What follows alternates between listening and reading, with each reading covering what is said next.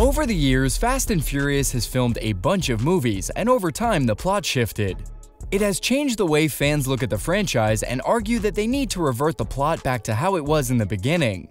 The action-packed bad guy versus good guy on a heist-themed film are what some fans, more like haters, do not like about the Fast and Furious.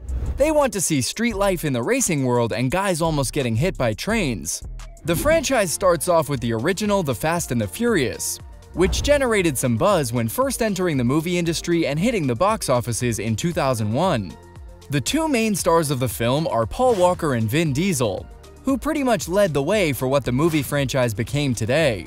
It started off as a cheap-budgeted film that grew popularity after being released. Filled with cool cars racing in the streets, it had an entertaining plotline that had fans coming back for more. Dom, who is played by Vin Diesel, was a leader of a street gang in LA that was infiltrated by Brian, who is Paul Walker. The Skulls actor plays an undercover cop joining a street game in the streets of racing. He infiltrates the gang of street racers and electronics thieves headed by Dom and his girlfriend Letty. But as he does this, he falls in love with Dom's sister Mia.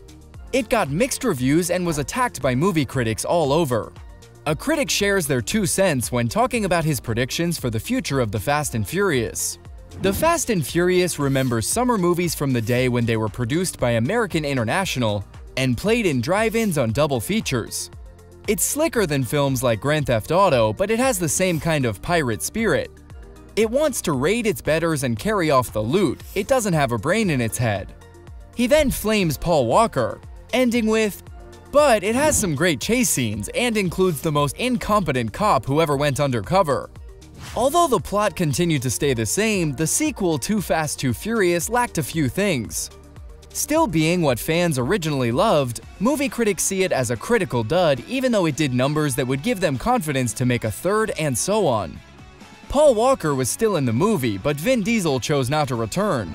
The script was unsatisfying, which he believed was repeating The Fast and the Furious. Too Fast, Too Furious brought Brian to Miami with his old friend Roman, where they find things about the movie that brings it to life besides just the racing. For example, the scenes where Brian and Roman both freak out flying through the air to crash into a yacht of bad guys landing on the top level. To find them both moaning and groaning and making comments that probably wouldn't be made in real life.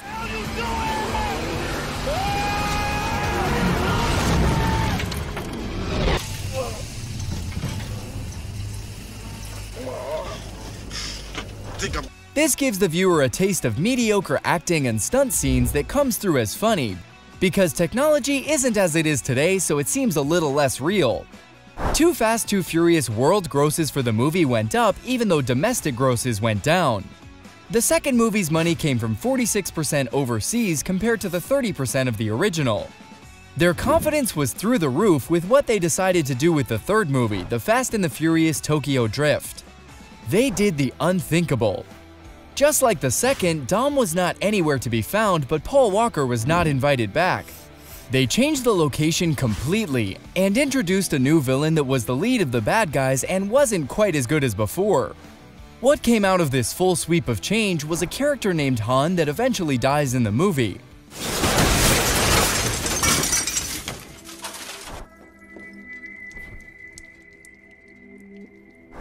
Fans loved this character so much, the franchise decided to get a little creative and brought Han along for the ride. How could they do this if he was dead? Good question. Last second, they decided to shift the timeline of events so that Tokyo Drift was ahead in the timeline, being a flash to the future type of dealio, placing it between Fast and Furious 6 and Furious 7. The franchise took its first hit between the 7th and 8th movie when talking box office numbers. There are several reasons why people think the 8th did slightly less than the 7th. That was not the only thing noticeable about the jump between two movies. This is when the movie theme really started to change. One of the ideas was the fact that the directors changed from the 6th to 7th film and from the 7th to 8th film. When the directors change, so does the film. The highly talked about, very popular breaking news of the death of Paul Walker in real life is something that definitely took part in the change of the franchise as a whole.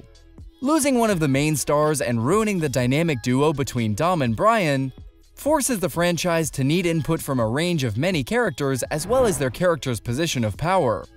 Going from cops and robbers in the street racing world to jumping out of planes, the stunts just kept getting bigger and bigger. Once local police force and gang leaders are now federal law enforcement and national security. This is when many people believe this would have been a great stopping point for the series, but the money was the ultimate factor when deciding to continue. They just needed to know how to transition. The dynamic duo had great impacts on the franchise since the beginning, even though they had a few hiccups in the beginning. Starting out enemies, they gradually became partners in crime. And it was obvious they impacted the films the most, especially when looking at the box office numbers for every movie. It blew up in 2009 with the fourth movie to $360 million. Is it a coincidence that it happened when Paul Walker and Vin Diesel both returned to the series? No, it is a direct correlation to the franchise's success, as it continued after the last two films did not include both actors. Following the fourth movie came the fifth 2 years later in 2011, reaching almost double its numbers with $626 million. In 2013, the sixth movie brought in $789 million, and an eye-popping $1.5 billion for the seventh in 2015. With the series on a constant uprise, there was no way this snowball of a film series would stop producing excellent films. Even though after the seventh film they saw their first downspike in box office numbers, with $1.2 billion as the eighth movie premiered worldwide. It was official, they were one of the best movie franchises out there. Is it a coincidence that numbers dropped after the seventh movie? Nope. We can go ahead and assume that this happened because of Paul Walker sadly no longer being a part of the cast. As you can see, Paul Walker has impacted the franchise in a huge way, and has continued to inspire the remaining cast as they try to make Paul proud every day they work on a new movie.